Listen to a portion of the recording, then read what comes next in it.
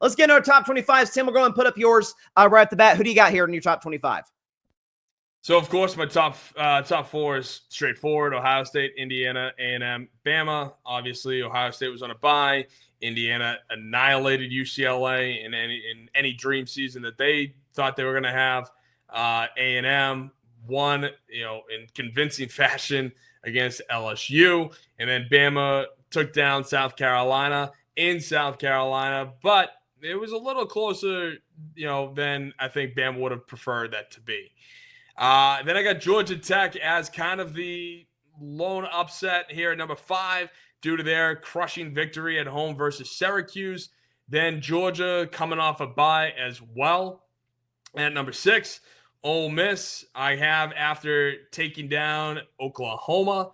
Then Oregon beating Wisconsin by 2 touchdowns. Vanderbilt moving up in my rankings, having won by 7 at home versus Missouri. And then to round off the top 10, I got Miami after their 42-7 win versus Stanford. All right, starting off the number 11 to number 20, I got Notre Dame, who also was on a bye. They did not move an inch.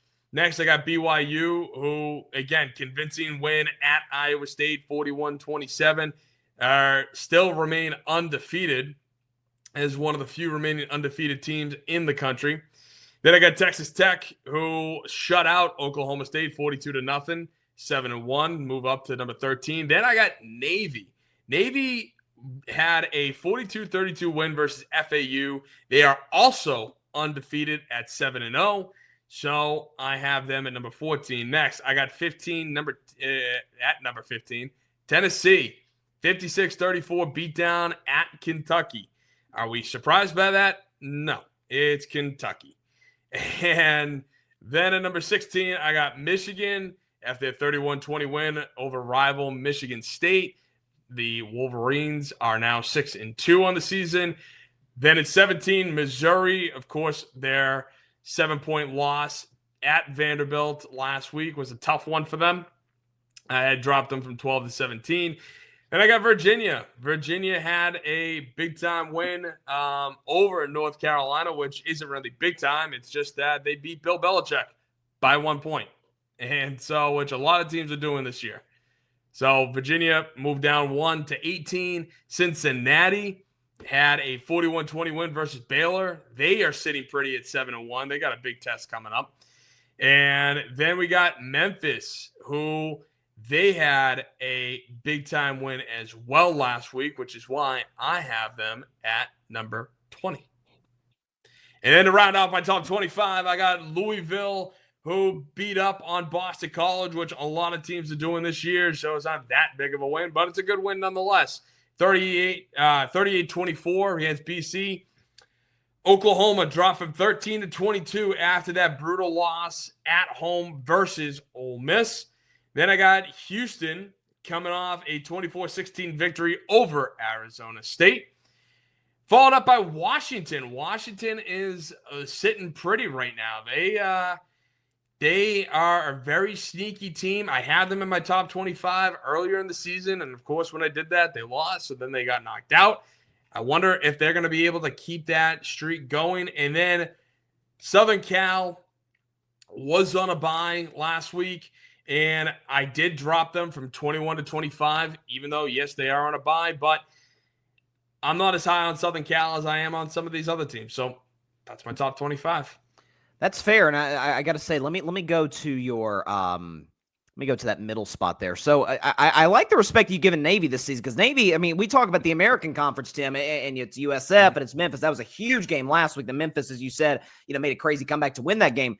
Navy hasn't lost yet, right? They're 7-0. They're technically at the top of the conference right now. So I think I could be wrong. Let me double check, but I think Navy probably plays Memphis later this season. Let me pull this up super duper fast. Looking at Memphis' schedule. Navy is the final game of the year. That's on Thanksgiving night, by the way.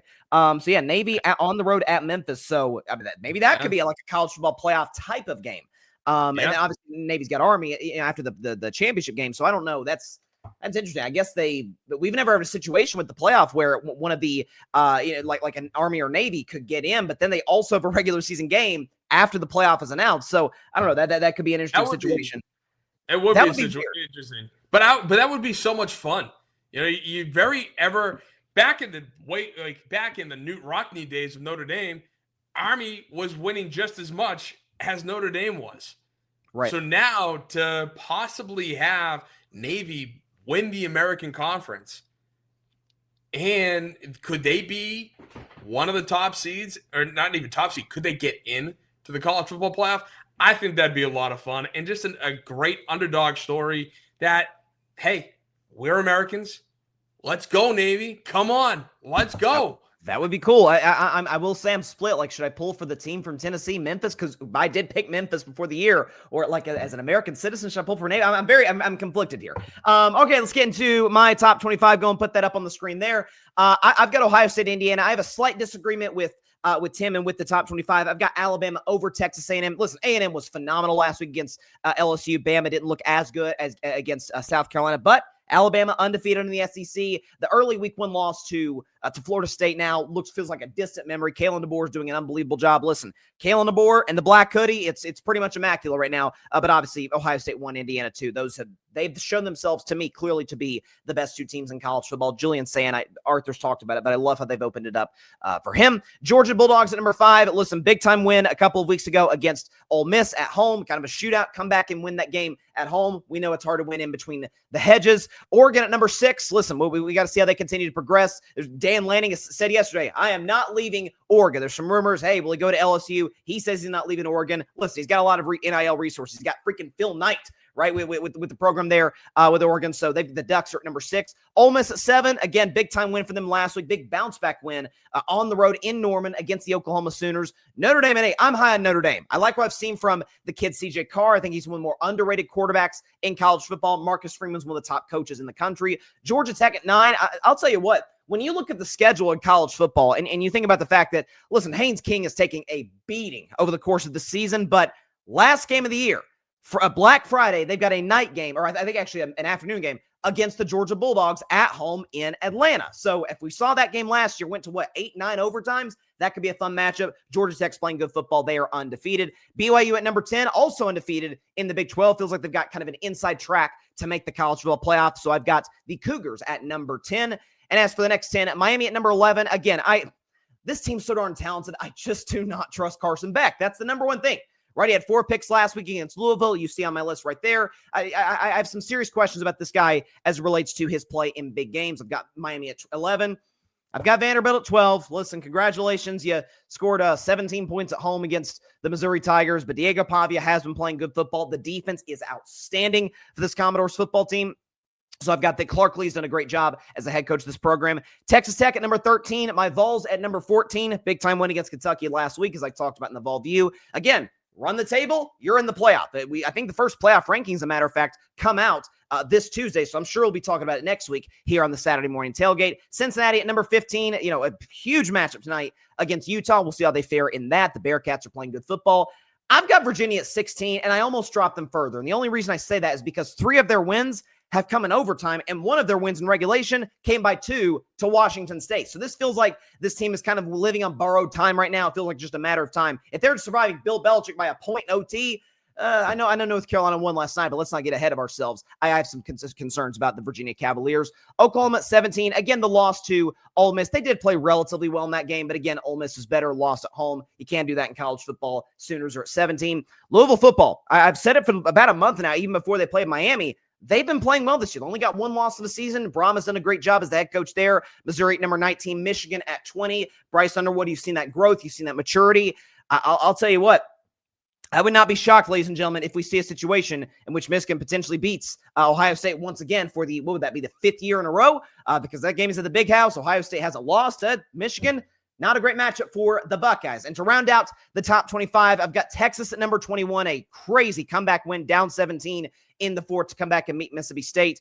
Huge game for them against Vanderbilt today. Arch Manning, despite the concussion, looks like evidently he's recovered in time enough. He will play for the Longhorns. Houston Cougars at number 22. Again, playing great football in the Big 12. Memphis. I believed in Memphis all season long. I predicted them as the 12 seed before the season started. As Tim pointed out, we might get a Memphis-Navy game to close the Tigers' regular season, and that could be a potential playoff game, essentially. If you win that game, you win the conference, you get in. Utes at number 24. Again, their game against Cincinnati. And I've also got, like Tim, USC at 25. I will say Jaden Mayaba is a legitimate Heisman candidate and who potentially might have an NFL future. We know if we know one thing about Lincoln Riley, it's that the guy knows how to develop quarterbacks. It would appear, Tim, that Arthur has still yet to make an appearance here on the show. It is really unfortunate. We're gonna have to make him like he's sing Rocky Top and do the Gator Chomp like at the same time on the show when he comes back. No. We gotta figure out what Michigan does. We gotta figure out what Michigan does because that's, I mean, SEC to him doesn't bother him. That's true. Yeah, but he's still an Ohio State guy.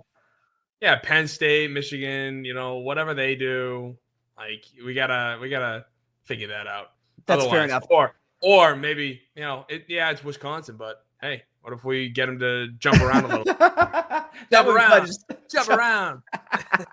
That would be great to see him jumping up and down. Just what if we didn't have copyright, concerns, we would definitely play the music. But that would be that'd be a blast. Okay, I guess we'll just go and put up Arthur's top 25, and you and I can just kind of react to it. So here's his top 10. He's obviously got his Buckeyes at 1, Indiana at 2, A&M 3, Bama 4, Georgia 5. And then followed by Oregon, Georgia Tech, Ole Miss, BYU, Vanderbilt.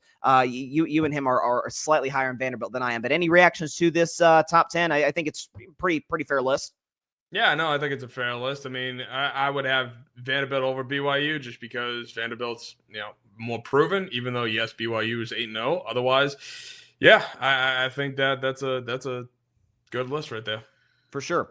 Let's go to our next 10. I think we're all in unison with Miami at number 11. You had Miami at number 11, correct? I had 10, but okay. Tomato.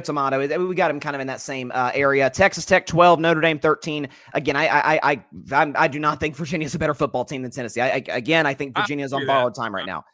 I'll give you that. Tennessee's at number 15, Cincinnati, Louisville, Oklahoma, Missouri. He's got Houston in the top 20. Listen, we've it feels like every week, Tim, that we've had Houston in our game day predictions. We always predict Houston. Like they've been playing good football this year. But again, outside of Virginia, I don't see a really huge issue with this list at all. What do you think about it? Yeah, no, that was the first thing that jumped out to me was Virginia. I would actually I would have Notre Dame at 11 and maybe drop Tech and Miami a slot down. So maybe have Tech at 13 and Miami at 12. Notre Dame would be at 11. And yes, you could call me biased, but I just think that their 2 losses were kind of flukes. And especially with that A&M loss, that was the referees jailed them all. I mean, that was, I don't know how you blatantly missed that, but otherwise, I know Houston is one of those teams. Washington has been one of those teams. They jump into our rankings, and then all of a sudden, once they are in our rankings, they're right around 18, 19, 20 to 25, and then they lose.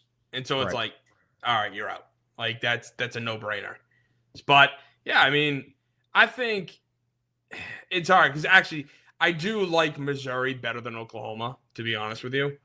I think what they're doing, I get it from our standpoint of we've picked Oklahoma so much this year.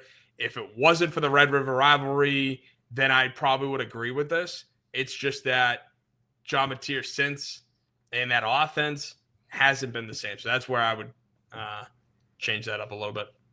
No, man, they're kicking themselves for I'm sure for playing. Obviously, hindsight's 2020, but I remember watching that game a month ago and thinking he's playing like it's like there's no way his thumb can be in the condition to play against a great Texas defense. And like you said, the offense does not look the same. And as for Arthur's final 5, we got Michigan, Texas, Memphis, USC, and Utah. I guess the big disagreement with me and Arthur and yourself, I guess to a degree, is we've got Texas in our top 25. You maintain the win by Florida over Texas, fake top 10 win. So you still do not have the Longhorns in your top 25. So I assume you disagree with this one. Yeah, of course I do. I mean, if I were to put them in my top 25, they would be at number 25. Okay. Like they like that's if I were. And don't get me wrong, it's not like they're friggin' 50th on my list. Like I'm not blind as a bat. I just look at it going, you were down 17 to Mississippi State. I understand it's in Mississippi State. You got those freaking cowbells that just suck. It's annoying as all hell. But you have, again, I just, and maybe this is my fault, but they came in with so much preseason hype that they were a national championship contender. Like they were going to be one of the final two teams. And yet they just have looked nothing close to it. And that's maybe where I'm drawing my inspiration from, is that preseason hype. To now watching them, I might ding them a little bit more because I'm comparing them to that. Otherwise, they were still down 17 points to Mississippi State the week after. I called them dumber than Florida. Like, hello, if you're dumber than Florida and then you go down to the team that is dumber than Florida by 17 points, who's dumber? Like, I mean, to be fair, that game, it was, if that had been a home game, I would probably not put Texas in my top 25. But to be fair, Mississippi State, I mean, again, they're a hard team to beat at home. They beat Arizona State. They almost beat my Vols. They were up 17 on Texas. Again, I don't know if it is those stupid cowbells or whatever it is providing that advantage. But yeah, listen, Dak Prescott's about the only thing I like about Mississippi State. Nothing against the fans, but get rid of those cowbells.